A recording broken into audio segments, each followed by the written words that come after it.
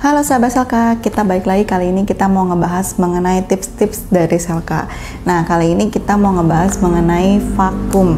Banyak nih yang suka tanya, kenapa sih AC itu harus divakum? Yang divakum apakah AC-nya atau pipanya?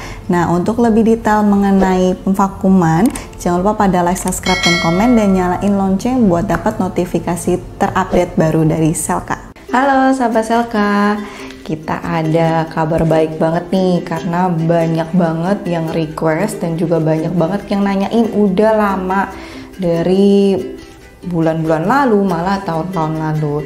Jadi kita sekarang udah launching untuk Selka Clean. Jadi kalian kalau yang mau cuci AC itu bisa langsung ke website kita untuk belanja untuk cuci AC-nya dari yang setengah sampai 2,5 PK khusus untuk AC split aja saat ini. Nah, kalian tuh udah bisa langsung belanja di website kita. Jadi kalian nanti akan search aja di website kita untuk ketik cuci AC.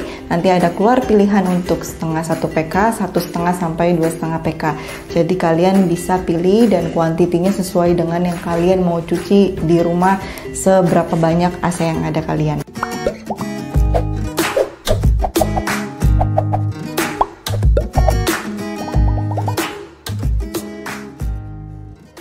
Nah, vakum itu adalah dimana kalian kalau setiap pembelian AC itu wajib melakukan pemvakuman.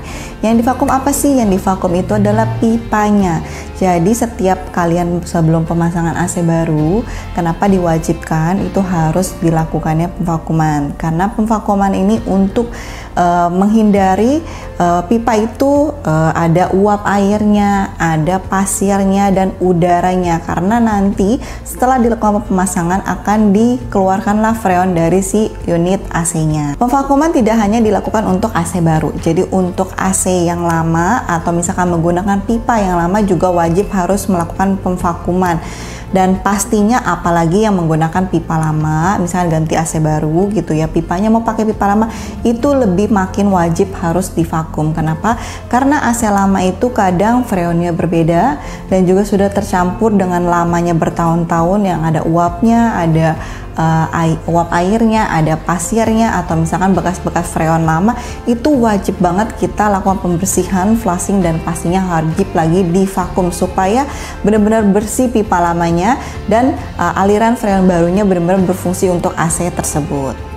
Lalu banyak banget juga nih dari yang pengguna AC dari zaman dulu banget, yang puluhan tahun yang lalu, masih suka nanya, kayaknya dulu kita pasang AC nggak perlu banget nih untuk divakum. Nah, memang zaman dulu tuh jarang dan hampir tidak perlu divakum. Tapi yang untuk keluaran terbaru AC pada zaman sekarang, yang dimana wajib pemvakuman karena freonnya itu sudah menggunakan freon yang lebih sensitif, yang dimana sensitif terhadap air dan uapnya, yaitu kita menggunakan freon R32 dan R410, yang dimana supaya pemvakuman ini wajib untuk menghindari dari si uap air dan tidak tercampur dengan freon-freon yang terbaru. Nah, lebih sensitif itu artinya karena freon jenis ini menggunakan jenis oli yang dapat membuat uap air bereaksi menjadi jelly dan lumpur. Coba kalian pikirin berapa waktu yang pemakaian kalian, terus karena uap air yang terus mengendap bercampur dengan oli, maka jadinya tuh kayak jelly, kayak lumpur gitu loh. Jadi nggak bagus kan untuk aliran freon yang di dalam pipa. Jadi mengganggu proses kinerja sistem pendinginan pada AC. Jadi wajib banget kalau untuk zaman sekarang AC itu harus divakum. Makanya kenapa setiap pembelian paket pasang itu kita memang sudah pastikan free untuk vakum. Tapi untuk pembelian paket ya, jika kalian hanya misalkan membeli hanya untuk AC doang dan jasa, itu wajib menambahkan untuk item pemvakumannya supaya kalian memang maksimal untuk bekerja si AC tersebut. Lalu pertanyaan yang suka ditanya juga, gimana kalau misalkan teknisinya nggak punya alat vakum, atau misalkan kalian teknisi langganannya memang nggak terbiasa dengan vakum. Nah, ada alternatif yang dimana memang jika teknisi tidak mempunyai alat pemvakuman, yaitu kalian menggunakan air purging, yang dimana menggunakan freon yang ada di dalam outdoornya. Jadi teknik ini sudah lama digunakan oleh teknisi-teknisi memang yang tidak mempunyai alat vakum, tapi mempunyai dua kelemahan. Kelemahan pertama dimana jika kalian menggunakan teknik air purging yang menggunakan si freon di dalam outdoor, kalau memang tidak tepat pada pekerjaannya, nanti bisa mengakibatkan si freonnya keluar dengan banyak. Jadi kalian tuh akan kekurangan freon pada AC barunya, sehingga kalian harus menambah freonnya lagi. Nah, biaya penambahan freon itu kan juga lumayan ya. Jadinya sayang sekali kalau kalian beli AC yang memang sudah didapatkan freon untuk full pemakaian kalian dengan panjang pipa kurang lebih 10 meter, kalian harus nambah lagi biaya yang tidak seharusnya kalian keluarkan. Makanya wajib banget semua teknisi itu punya alat pemvakuman. Kelemahan kedua itu dimana pastinya tidak akan maksimal jika kalian menggunakan teknik air purging, karena hanya menghembuskan freon, mengeluarkan, jadi pasti akan ada sisa-sisa uap air yang ada di dalam pipa, karena sistem pemvakuman ini kan kita pasti namanya menyedot, ya kan. Menyedot itu kan pasti kita menarik semua uap, pasir dan segala macam. Tapi kalau menggunakan teknik air purging kan hanya lebih kayak mendorong menggunakan freon gitu loh.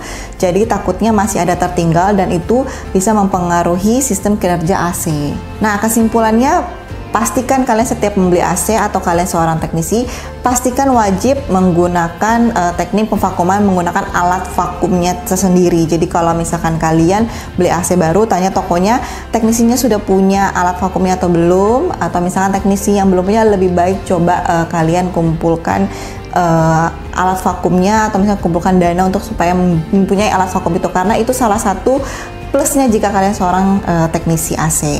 Nah, sudah di akhir video ini tips untuk kalian para pembeli dan juga teknisi. Jangan lupa pada like, subscribe, dan komen, dan nyalain lonceng buat dapat notifikasi update terbaru, tips-tips dari Saka. Kita ketemu lagi, see you, bye bye.